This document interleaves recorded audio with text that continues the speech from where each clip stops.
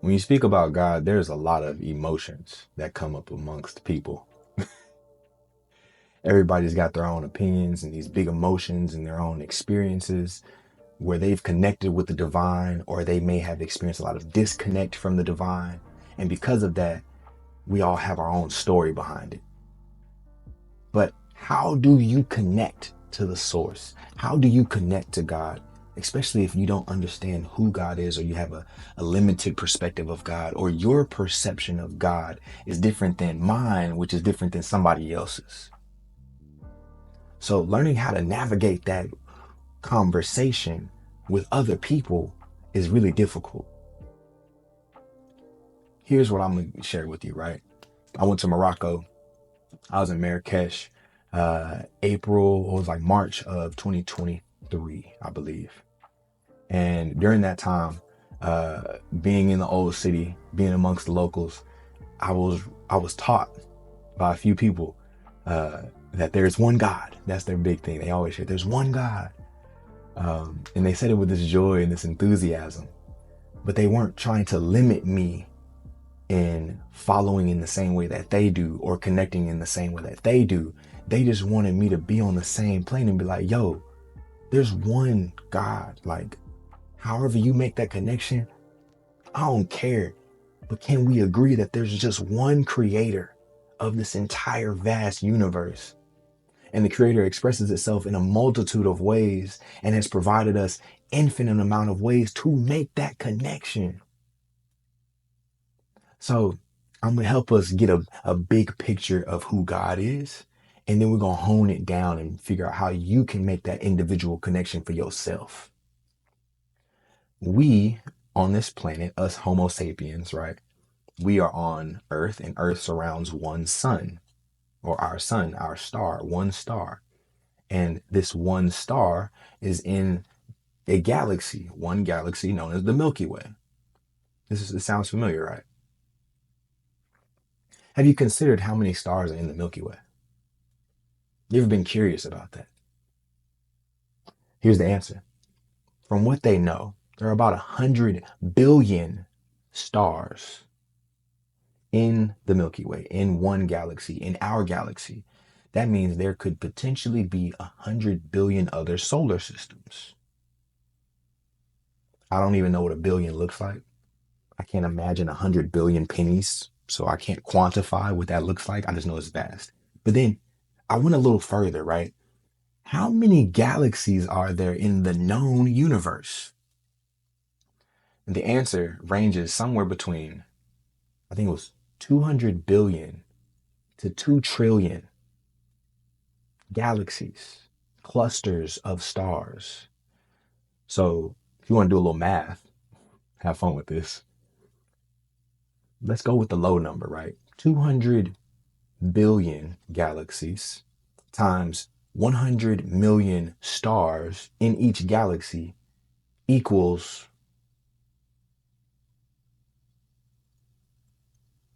shit, I taught English, I don't know.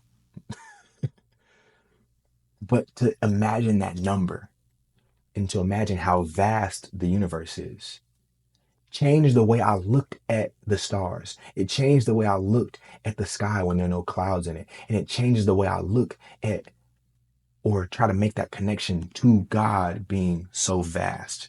So shout out to my brothers and sisters out in Marrakesh, Morocco, who taught me, reminded me that, yo, there is one God, there is one creator of all of this shit. And it's up to you and I as individuals to find how do we make an authentic connection to source? I can't rely on my mom's faith, nor my grandmother. And I love them. Shout out to the matriarchs in my family who helped pave the way for me to have a spiritual practice. That they ingrained within my mind and in my soul very early on that it is important that I make a connection to the divine, but they only knew of one way to do it. And I'm thankful that they paved the way because it got me started on my path. But that didn't mean I had to stay with the same way they do it. So thankfully, I leaned into that curiosity at 16 and I went to church on my own. My mama was at work all the time, so I had my car. I pulled up. I'm at the church trying to figure out, man, I got questions. I need some answers. I'm amongst these people who got a spiritual practice and they making their connection, but how do I do it? Fast forward, I get my license as a pastor at 18 because I'm on some like, yo, I'm making these connections. I'm having these experiences. This feels really powerful, but like it's also feeling kind of heavy. Fast forward, I go to Baylor University, and then I find my mentor, Omari Head, graduate of Truett Seminary, master in divinity. And I grab him and I'm like, yo, I need you to be my mentor. I need you to be my guide. I don't know why, but I know that you got something I'm looking for. So then he brings me into a house where I apply to stay with him, and I'm there for 2 years. And I end up being his college pastor assistant my 4th year. So for 4 years, I'm mentored by him. The years prior to that, I was mentored by my pastors and my people at the church. Shout out to Redeeming Grace. Shout out to Bishop Bryant. And then I was also given a bit of guidance from my family. Yet even all that was not enough. I still had to make this thing personal. So then I got into yoga while I'm in college. So I'm journaling. I'm with my mentor. I'm practicing prayer and meditation with a community of people. I'm practicing yoga just from the movements, right? Not realizing that all of this, all of it, the physical practice of movement, the mindfulness practices of journaling, the spiritual practice of prayer and meditation, and even the practice of self-study, meaning I'm reading sacred text and I'm finding myself in the stories that I'm reading, is transforming my understanding of how to connect with God. And it made it real personal. But even that was not enough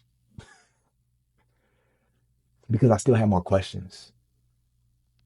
The God, the creator of this universe is massive. I want to know who are you? What are you?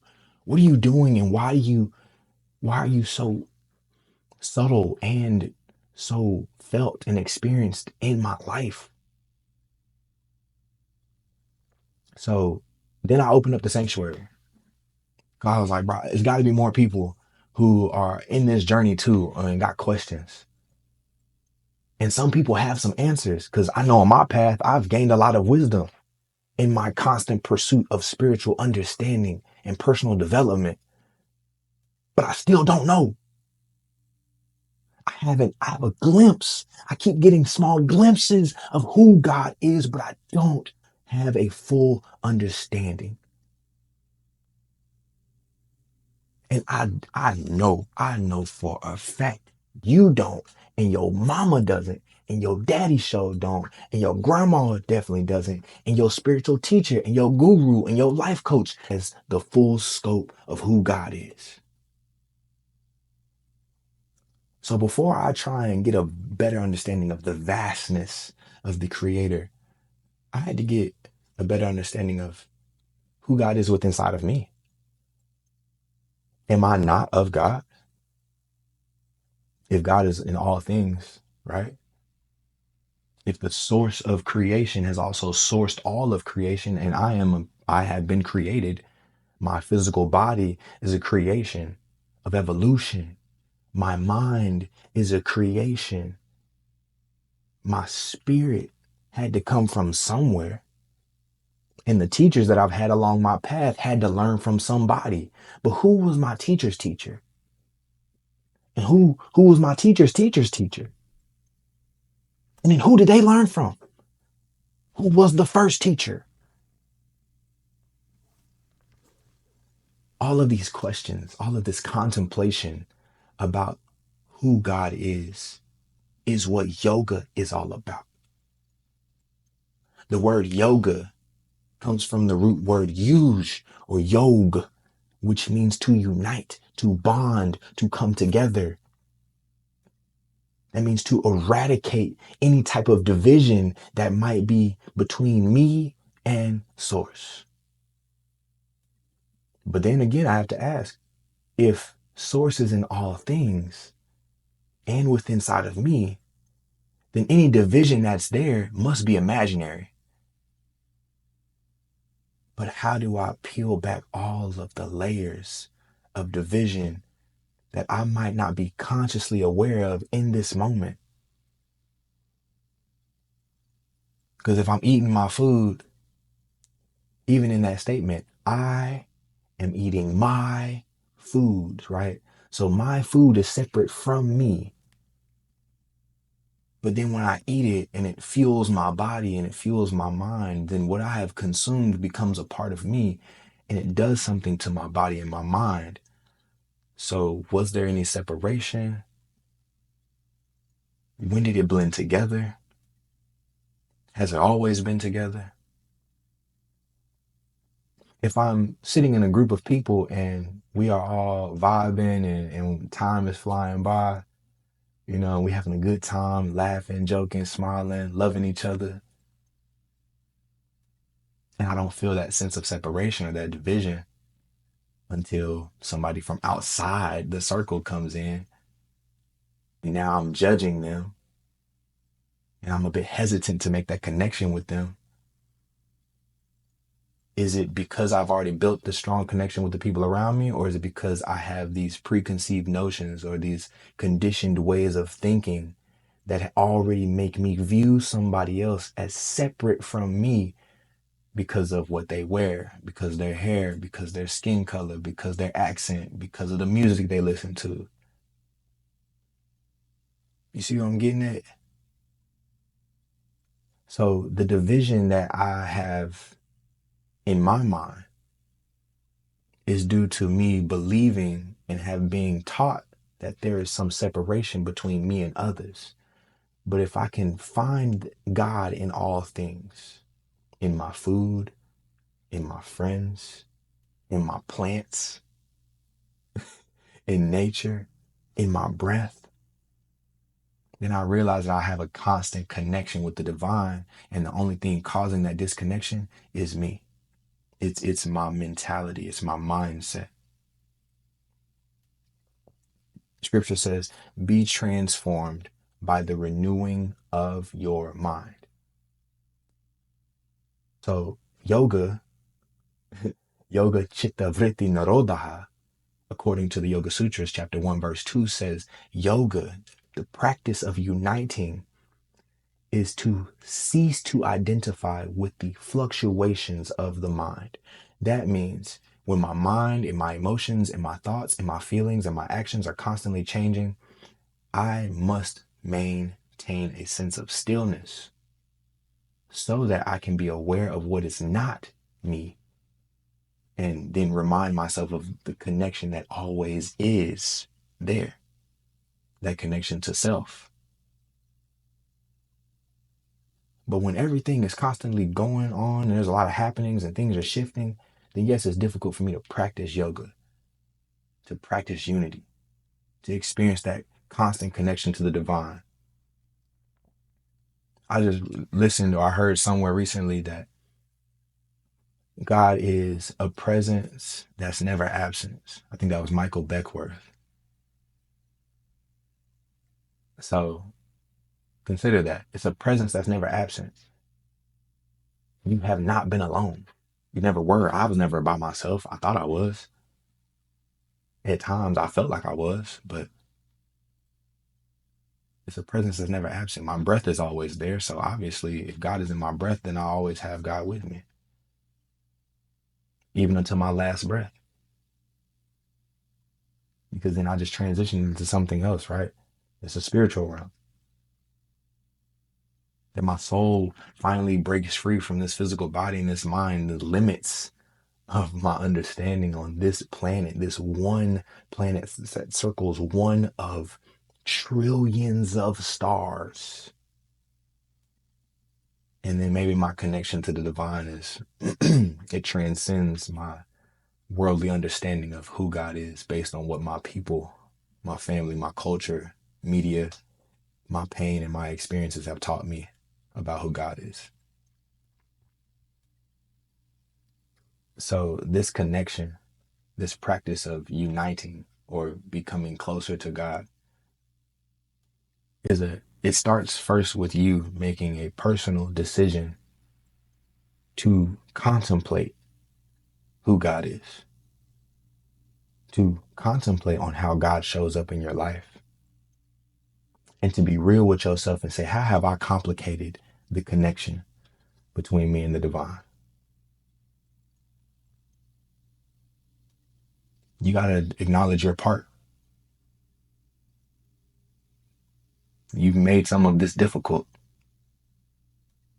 You have made this spiritual journey challenging.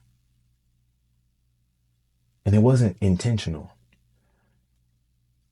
When I was a pastor and I was in the church, it came to a point where I was like, I don't feel like I resonate with this community. And I left from a place of pain. And then when I experienced that pain and I had this idea of how these people were supposed to show up for me when I left and they didn't, I was like, see, that's when I knew like God was and the faith was fake, and I had a lot of pain. I had to do a lot of healing. I had to let go of some of that pain because I had a misunderstanding. I had a worldly understanding of who God is and how God shows up. But as I've continued on my practice of yoga with movement, mindfulness, meditation, with journaling, that self-study, all of that has helped me get a clearer understanding of first how God shows up in my personal life in the subtle ways. And I believe that as above, so below, as within, so without. So the closer I get to God within inside of me, the more clarity that I have of who I am not and who I am, then the clearer I'm able to see God in other people, the clearer I am to it is for me to make that connection with God when I go on a walk or I'm in nature. And the clearer it is for me to hear the voice of God versus my own thoughts. And I'm not saying God is speaking English to me. I don't hear audible voice of some deep heavenly voice coming down from the clouds. But it's that subtle whispers, that intuitive guide, that inner G, that inner guide, the inner God or goddess that helps direct me along my path. And even when things don't make sense, I'm able to make that connection and be like, you know what? There's something here that I'm going to lean into. And I don't exactly know what it's going to take me to. But any other time that I've had that nudge and I've followed it, it has led to the best days of my life and ultimately a better, brighter version of me, a more authentic version of me, where I didn't have to limit myself in my expression of self based on the limitations and the expressions of authenticity I've seen in the world, especially in a spiritual practice. So for me, how do I connect to source?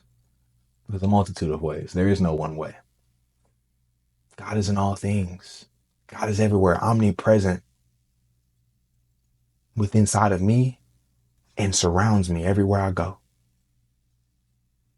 To the point where God is even holding all 2 trillion galaxies, holding space and ensuring that everything works for the good of all, not just one. My hope with this video is that you have have a broader perspective of who God is, and or have a desire to build a personal connection to God by turning inward. There's all kinds of things happening with these graphics and effects. So I'm not sure if it's showing up on the camera, but it's here in front of me and it's hilarious. Fireworks. But that's my hope for you, is that no matter how you make that connection, if you're experiencing that real, deep, genuine connection, then continue to lean into that. And if you're looking for people who want to support you in making that happen, I'm right here. And I'm not alone.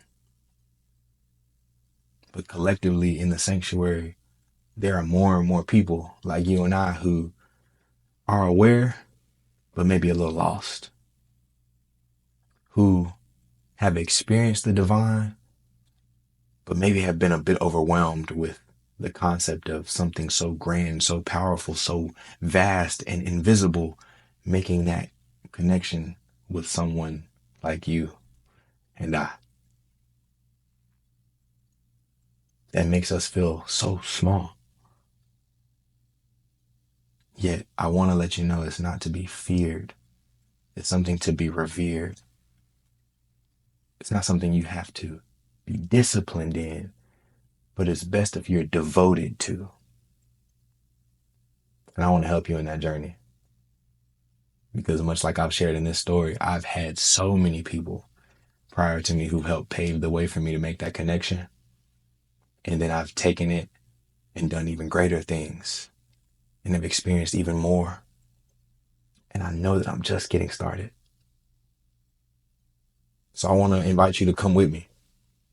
Join me and the rest of my community as we continue to figure out how do we make this connection to source. I'm going to be transparent. The way that I'm guiding us is a very simple practice of yoga, something for the body, right? Yoga means it's a collective term, but I'm going to just say yoga for the body, journaling and mindfulness for the mind, meditation for the soul, and community for the accountability so that we can remain devoted in our practice. I have been doing this for over a decade, striving to make a genuine, deep, authentic connection with the divine. And I promise the more I search, the more I find, and then the more I realize how little I know. And I'm so grateful for that.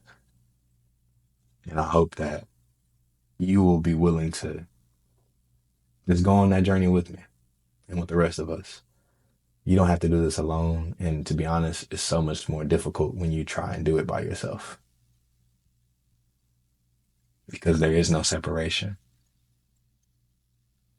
We're just doing the work to peel back those layers that we have built up, those walls that we've constructed to keep us safe, but it's not really keeping us safe. It's just keeping us comfortable. And there's no growth in comfort. If anything, there's just, you get stagnant. And we know what happens in still water.